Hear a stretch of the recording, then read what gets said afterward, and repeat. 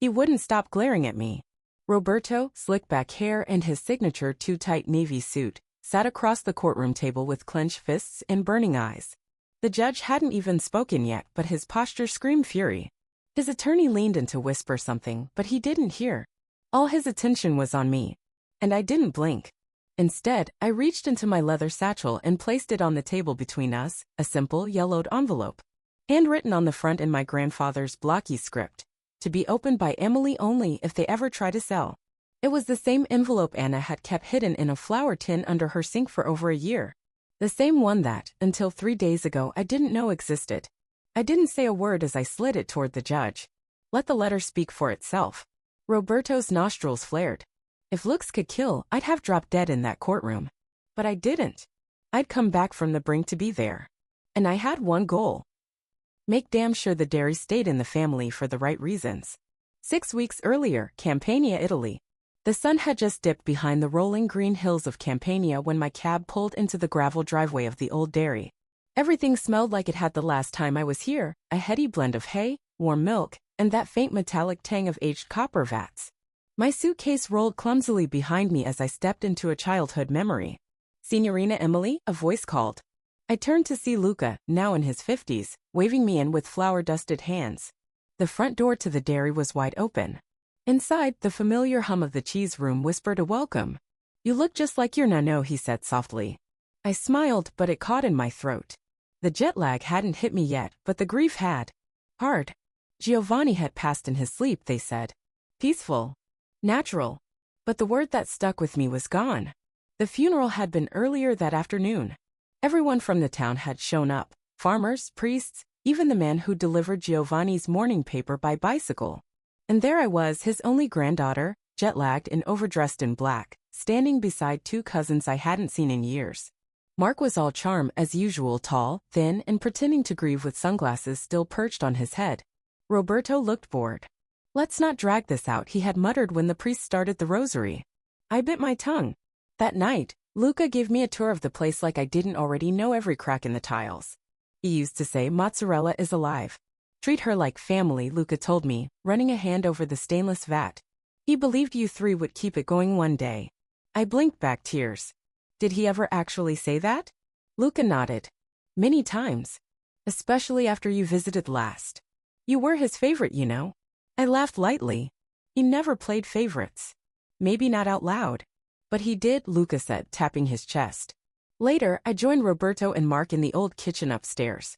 It still had the same red checkered tablecloth and a lingering scent of espresso and basil. "So listen," Mark began, stretching like a cat in the sun. "We've got this offer. From a firm in Boston. American investors. Big money." "Big?" Roberto echoed. I blinked. "You want to sell Nano's dairy? It's a great deal." "They'd modernized the whole operation," Roberto said, pulling out a folded document.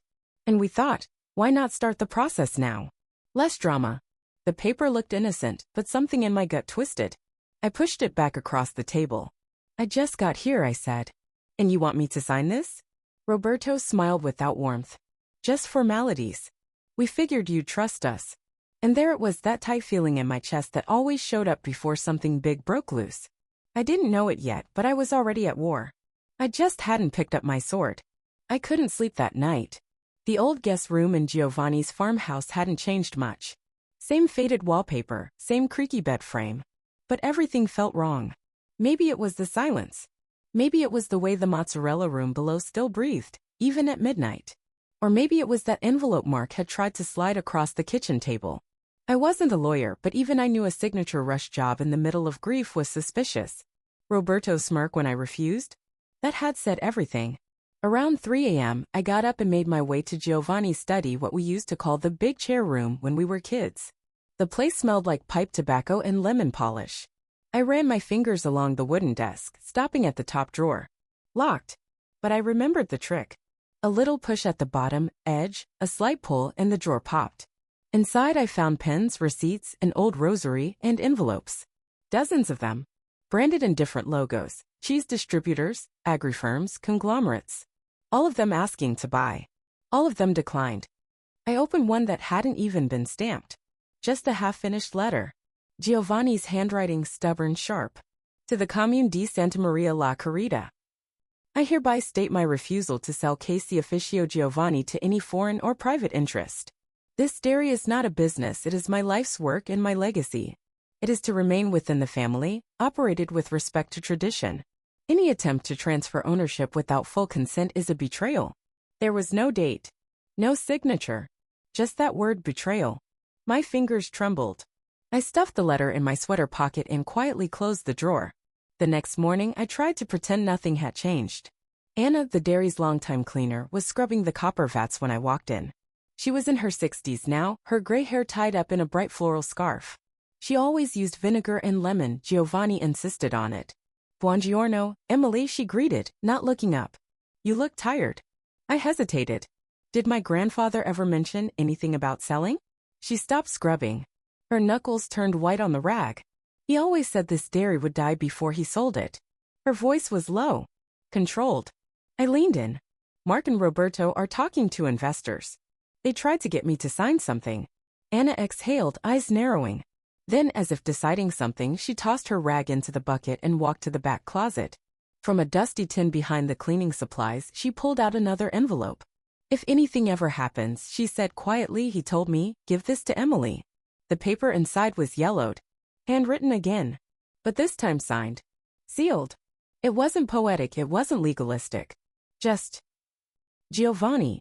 If anyone attempts to sell Casey Officio Giovanni without full and equal consent of my 3 grandchildren, the estate, including land, property, and rights, will transfer solely to the one who refuses the sale. My heart punched against my ribs. He knew this would happen. He knew. Anna placed her hand on mine. He trusted you. Not just with the dairy. With the truth. I was shaking. Not from fear. From anger. Because I wasn't just being sidelined. They were trying to steal something sacred. I didn't confront them right away. Something told me not to. Maybe it was Anna's warning glance, maybe it was instinct. Instead, I kept playing the dumb sister from New York. The one who paints for a living, shows up in black boots instead of loafers, and doesn't know a damn thing about dairy law. They underestimated me because of that. Good. Mark and Roberto moved fast. Within 2 days, they had a meeting with the investor scheduled in Naples. I wasn't invited, of course. Too much jet lag, Mark joked. You relax, Em. But I followed them. Not literally. I had Luca. And Luca had Pietro. Pietro Marini had been Giovanni's lawyer for decades.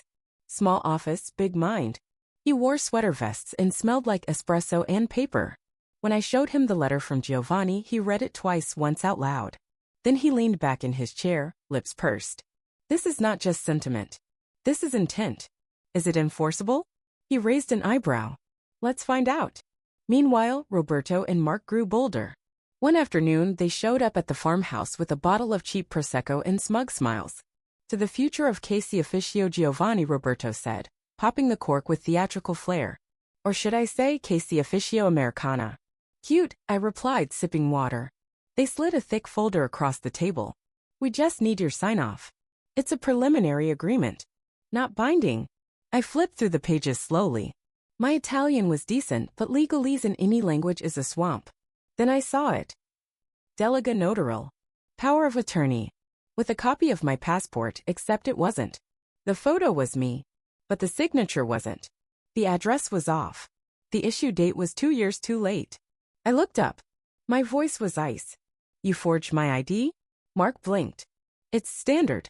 Just to get the ball rolling. I stood. You're insane. Roberto's smile dropped. You're being emotional. And you're being criminal, I snapped, heart pounding.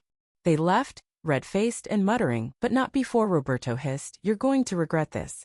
I almost did. Because when I tried to bring the forged document to court that week, the judge dismissed the case. No verified witness, no timestamp, no notarized proof of coercion. They walked out of the hearing like they just won a soccer match. Even my mother took their side. Emily, they're practical, she said over the phone. You're acting like this is a movie. No, I'm acting like Giovanni mattered, I said through gritted teeth. She sighed. You don't live here. You never did. Maybe it's time to let it go. That night, I packed. My passport. My sketchbook. The letter. I sat on the edge of the bed, staring at the blank wall and whispered, I tried, no. I really tried. Then just before midnight, Anna knocked on the door. She didn't say anything. She just placed a folded cloth in my lap. Inside, wrapped like a sacred object, was the original letter Giovanni left. Signed. Dated. Witnessed by the parish priest. It was real. And it was mine. Anna's hands trembled when she passed me the letter. Not from age. Anna had the grip of someone who could still carry 2 milk pails before sunrise, but from weight. The kind that lives in silence too long. He gave it to me in the spring, she said, voice low. Said it wasn't time yet. I stared at Giovanni's blocky handwriting. If anyone attempts to sell without full consent of all 3 grandchildren, the estate is to go to the one who refuses the sale. I appoint Pietro Marini executor of this wish.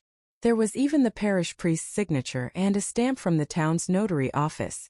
My hands went numb. I wasn't just a witness now. I was the heir. Pietro nearly choked on his espresso when I laid the letter on his desk the next morning. Santa Madonna, he whispered, then began thumbing through his legal books like a man searching for fire. What can we do? I asked. He looked up, eyes lit like a match. Everything. We started building a case. Anna gave a sworn statement written in her precise looping cursive about overhearing Roberto and Mark. She's just the artsy sister from New York. The papers are already signed anyway. Photos surfaced of Mark meeting the investor at a cafe in Posillipo. Luca's nephew, Marco Jr., had snapped them while on a delivery run. Coincidence or fate? Then came the bombshell, Paolo. Paolo was the dairy's bookkeeper. Quiet.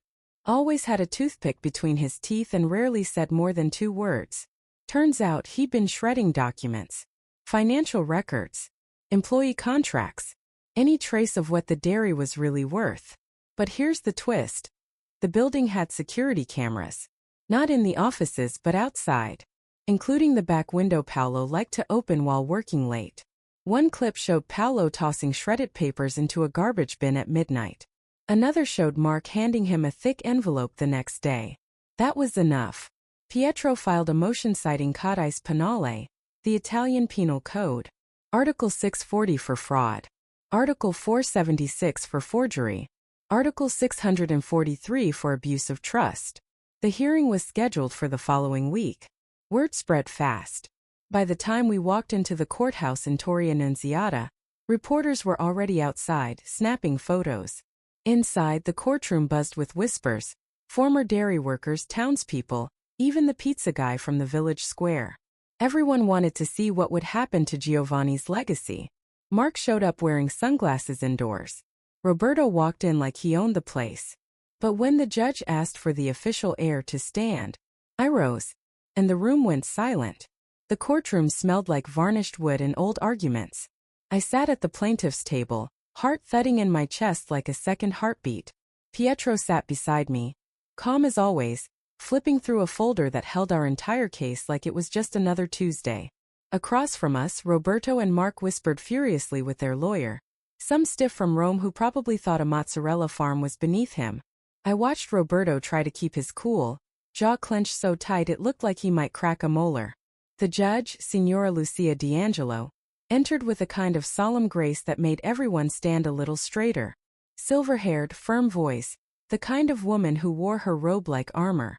I immediately liked her. Let's begin, she said.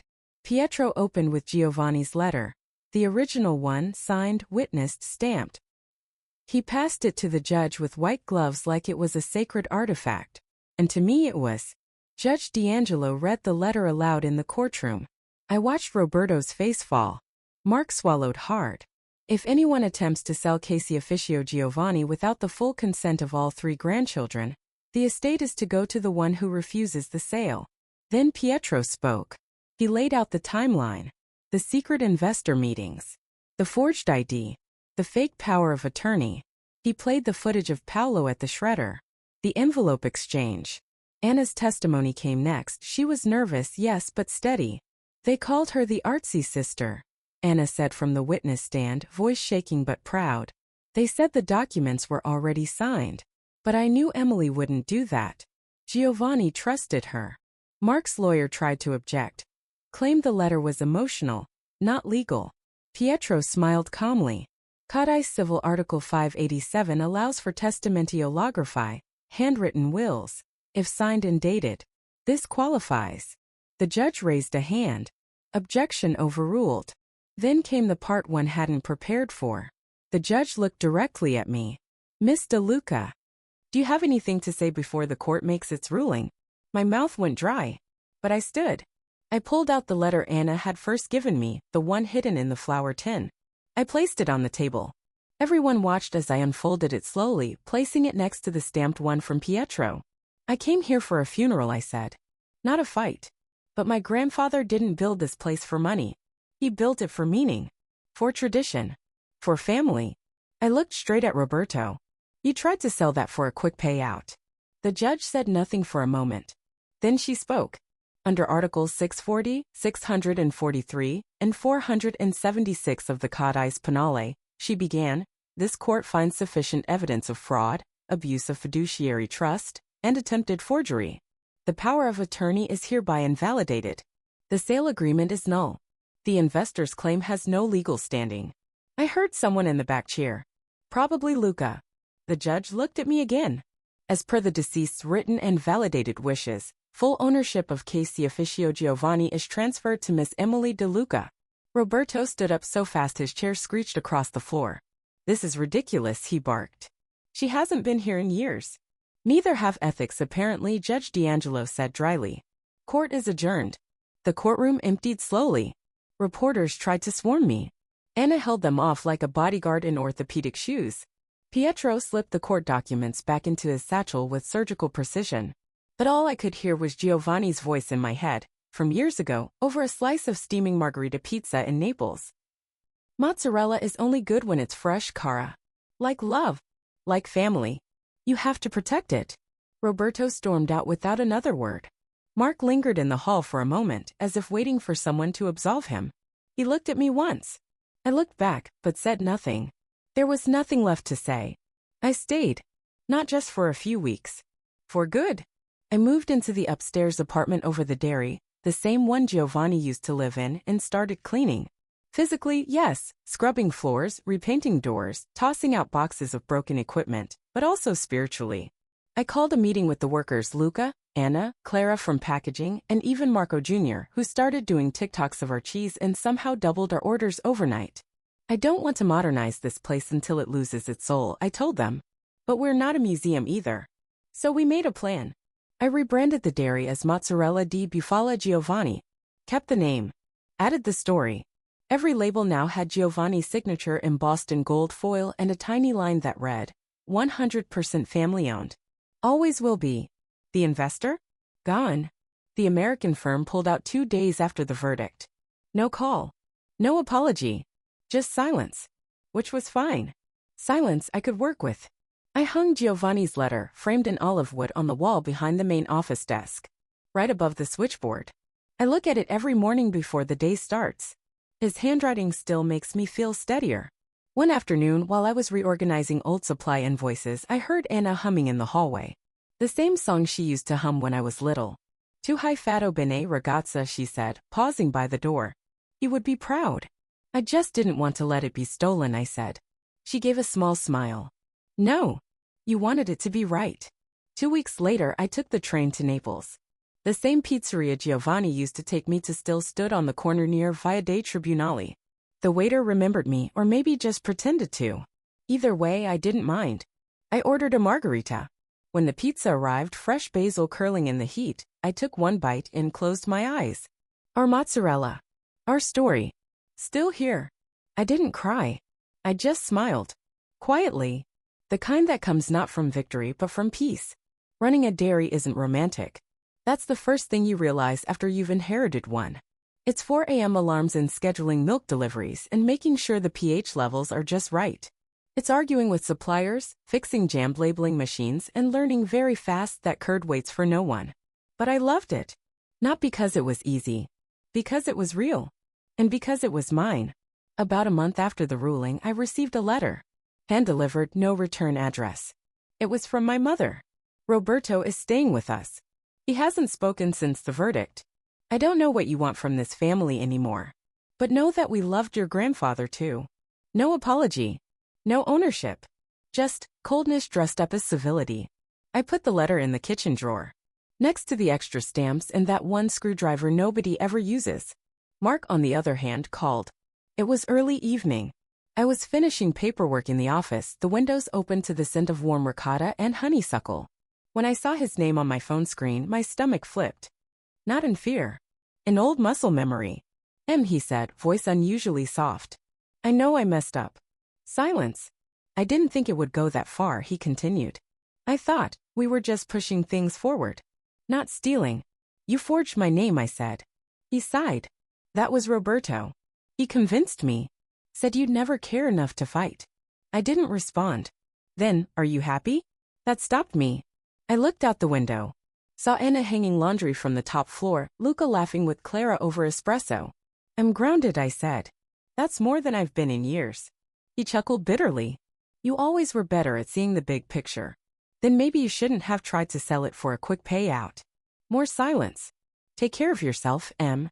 And just like that he hung up. No threats. No drama. Just an ending. I started painting again.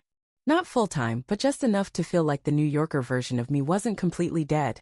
I painted the dairy in watercolor, its clay tile roof and cracked white stucco, with the hills behind it like sleeping giants. Hung it in the hallway where Giovanni's boots used to sit. Looks like home, Anna said the first time she passed it. It is, I replied. That fall, we hosted a community event. Free tastings, live music, mozzarella stretching demos under a white tent. Kids ran around with sticky fingers and ball caps. The mayor came. So did the priest. Even Pietro danced a little. At one point, a local woman I'd never met approached me. She had 2 young daughters and a tote bag filled with cheese. Your grandfather helped my husband start his goat farm, she said. Gave him his first 3 feed buckets and refused to take money. Said, pay me with success. I swallowed hard. People like that don't belong in history books. They belong in hearts. That night, I walked to the old olive tree behind the dairy. The one Giovanni planted after his wife died. I sat at the base, back pressed against the bark, eyes turned to stars. I didn't feel victorious. I felt restored. Like a wrong had been righted. Like tradition had won not out of stubbornness, but because someone cared enough to fight for it. October came quietly with gold-tipped leaves and the scent of fermenting apples drifting through the Campanian hills. Business was steady. The mozzarella was better than ever. And I started waking up without the weight of injustice on my chest. But stability isn't the same as purpose. And I wanted this dairy to grow. One foggy morning, I met with Pietro on the terrace outside the office, mugs of cafe steaming between us. I want to expand the farm, I told him. He raised an eyebrow. Build new barns? Hire more workers? No, I said, smiling. I want to teach. That's when the idea was born, La Scuola di Bufala. A hands-on dairy apprenticeship, 6 months, open to locals under 30. We teach everything from milk testing to the art of hand-pulling curds. No tuition. Just work and pride. Giovanni always said, you can't mass-produce soul. But you can pass it down, person by person. We launched the first cohort in January. 6 apprentices, mostly from nearby villages, nervous but eager. One of them, Alessio, showed up in a Juventus jersey and didn't know mozzarella came from buffalo milk. By spring, he was shaping perfect orbs by feel alone. Anna cried the first time they all nailed the salt-to-curd ratio on their own. This place has energy again, she whispered. I nodded. It's breathing. Meanwhile, our rebrand was catching fire. A slow trickle of press turned into a steady stream. From lawsuit to legacy, read one headline. The American granddaughter who saved Italian tradition, read another. I did interviews in 2 languages. I even said no to a documentary crew because their pitch felt like a reality show waiting to happen.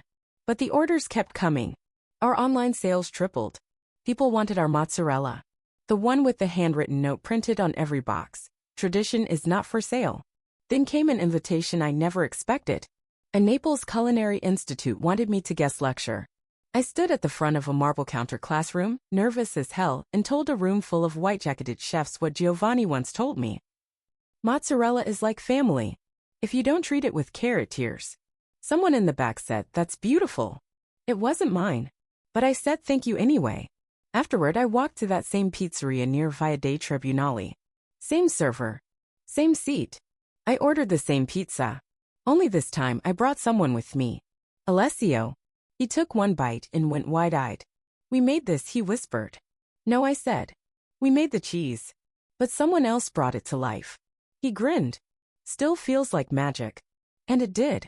Spring came with wet earth, baby calves, and the first hints of jasmine curling around the old dairy gate. The apprentices were thriving. Orders were steady. I finally stopped double-checking the locks at night. Then a letter arrived. No return address. I knew the handwriting. It was Roberto's. I didn't open it right away. I let it sit on my desk for 2 full days, tucked beneath a stack of shipping invoices and a half-finished thank you note to a supplier in Turin. But on the 3rd morning I made coffee, shut my office door, and slid my thumb under the seal.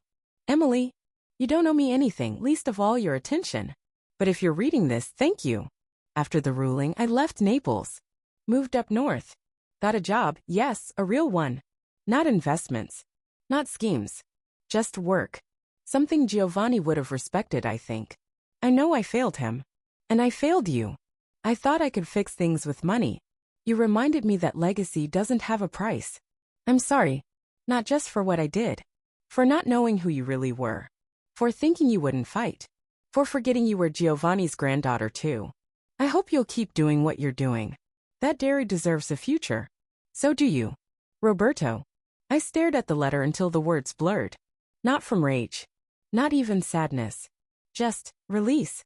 Because that was the thing about betrayal, it doesn't need to be avenged with fire and fury. Sometimes, justice looks like a man writing a letter from a lonely apartment, realizing too late what he threw away. I didn't write back.